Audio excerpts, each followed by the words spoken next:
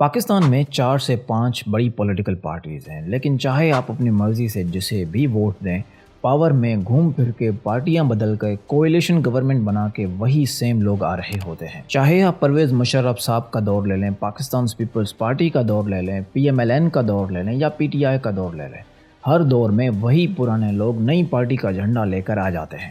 ایسے کئی سارے پولیٹیشنز ہیں، اگر آپ ان کو گوگل کریں گے یا چیٹ GPT بھی کریں گے تو آپ کو ان کے نام مل جائیں گے، جو پہلے کسی اور پارٹی میں تھے، پھر انہوں نے پاکستان پیپلز پارٹی کو جوائن کیا، پھر وہ PTI میں گئے اور 9 مئی کے بعد انہوں نے PMLN کو جوائن کر لیا، اور فی الحال وہ سب خاموش لگے پڑے ہیں۔ اور پاکستان کی سادہ عوام بیچاری ان پرانے چہروں کو نئے جھنڈوں میں لپٹا دیکھ کر بھی دھوکا کھا جاتے ہیں، اور پھر سے ہر بار کی طرح ان کی سپورٹ میں نکل پڑتے ہیں اور سوشل میڈیا پر ان سے ریلیٹڈ پوسٹ کو رومانٹیسائز کرنا شروع کر دیتے ہیں، جیسے 2018 کے الیکشن میں کیا گیا، new captain with old team. اگر گیدڑوں کی رہنمائی شیئر کرے تو سارے گیدڑ بھی شیر کی طرح لڑنے لگتے ہیں۔ او بھائی صبر کر جائیں، ایسی ریزمبلنس تب دیں جب بات زور بازو پر آ جائے۔ اس کے لیے ہمارے پاس پروفیشنل آرمی ہے، لیکن یہاں پر تو بات ایڈمنسٹریشن کی ہو رہی ہے، بات پالیسی میکنگ کی ہو رہی ہے، لیجسلیشن کی ہو رہی ہے۔ وداؤٹ فردر اڈو، آئیے جانتے ہیں why same faces keep coming back in پاکستان's پالیٹکس۔ پاکستان کی سیاست کے اوپر کچھ لوگوں نے جو مونوپولی بنائی ہوئی ہے، اس کا سب سے پہلا ریزن ہے ویک پولیٹیکل انسٹیٹیوشن، بلکہ اب یوں کہہ لیں کہ پاکستان میں کوئی پولیٹیکل پارٹی ہے ہی نہیں۔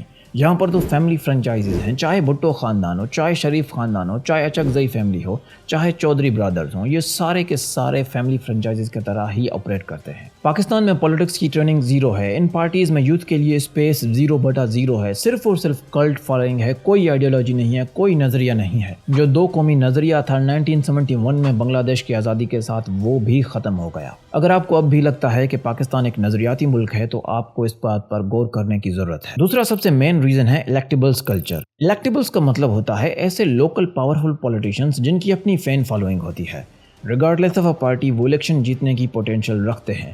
یہ بہت برا کلچر ہے کیونکہ یہ میرٹ یا آئیڈیالوجی کی بیسس پر الیکشن نہیں جیتا کرتے، یہ ڈرا دھمکا کر، پیسے چلا کر، برادری کی بیسس پر ووٹ حاصل کرتے ہیں۔ ایسے لوگوں کی الیکشن میں جیت کے بعد ہر 5 سال میں پاکستان 15 سے 20 سال پیچھے چلا جاتا ہے۔ PTI نے بھی 2018 میں پاکستان کے ساتھ یہی مذاق کی تھی، نعرہ ان کا چینج کا تھا، نعرہ ان کا نیا پاکستان بنانے کا تھا، لیکن وہ بھی ایسے ہی لوگوں کے سہارے پاور میں آئے تھے اور ڈیلیور نہیں کر پائے۔ اور کلٹ فالوورز نے اسے کیسے رومانٹیسائز کیا، new captain with old team, اسی ٹیم نے اسی کیپٹن کی لنکا ہی ڈہا دی ہے۔ تیسرا اور سب سے مین ریزن ہے اکاؤنٹیبلٹی۔ پاکستان میں زیرو اکاؤنٹیبلٹی ہے۔ ابھی آپ نے دیکھا ہی ہوگا کہ 2022 کے بعد PTI کے لیڈرز پر کیسز ڈالے گئے تھے، لیکن جب وہ PMLN جوائن کر رہے تھے تو ان کے کیسز یوں غائب ہو رہے تھے۔ تو اس بات سے آپ سمجھ ہی سکتے ہیں کہ پاکستان میں کتنی اکاؤنٹیبلٹی ہے۔ اب سب سے بڑا سوال یہ ہے کہ کیا یہ سب چینج بھی ہوگا یا ہماری آنے والی نسلیں بھی یہی سب دیکھیں گی؟ تو یہ آپ پر ڈیپینڈ کرتا ہے کہ آپ اس وقت ان باتوں پر کیسے ریئیکٹ کرتے ہیں۔